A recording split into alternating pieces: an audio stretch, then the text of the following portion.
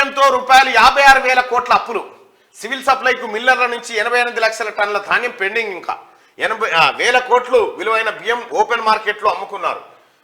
CMR పెండింగ్తో 11,500 కోట్ల loss. ఎఫ్సిఐకి బియ్యం ఇస్తేనే కేంద్రం నుంచి నిధులు. గత ప్రభుత్వ పెద్దల అండతో మిల్లర్ల ఇష్టారాజ్యం, అక్రమాలకు అడ్డుకట్ట వేయాలంటున్న ఎక్స్పర్ట్స్. సెక్యూరిటీ పెట్టుకొని వడ్లు ఇవ్వాలని ప్రతిపాదన.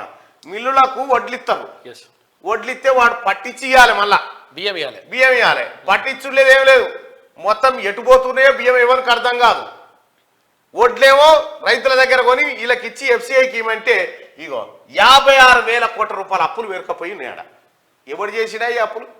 కేసీఆర్ కథ లేదు అంతా. ఫుడ్ కార్పొరేషన్ ఆఫ్ ఇండియాకి పంపించలేదు వాళ్ళు.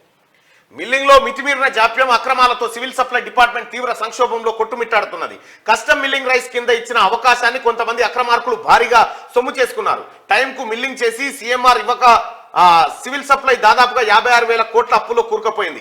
సిఎంఆర్ ఆలస్యం వల్ల ఎఫ్సిఐకి బియ్యం ఇవ్వకపోవడంతో కేంద్రం నుంచి నిధులు ఆగిపోవడం, ఫండ్స్ లేక బ్యాంకుల నుంచి తీసుకున్న లోన్లకు మిత్తీలు, కిస్తీల చెల్లింపు తదితర కారణాలతో సివిల్ సప్లైస్ డిపార్ట్మెంట్ కు 11,500 కోట్ల నష్టం వాటిల్లింది. గత ప్రభుత్వ పెద్దల అండతోనే మిల్లర్లు ఇష్టారాజ్యంగా వ్యవహరించారని, రూల్స్ పాటించని వారిపై చర్యలు తీసుకోవడంలో అధికారులు తీవ్ర నిర్లక్ష్యం ప్రదర్శించారని విమర్శలు వస్తా ఉన్నాయి.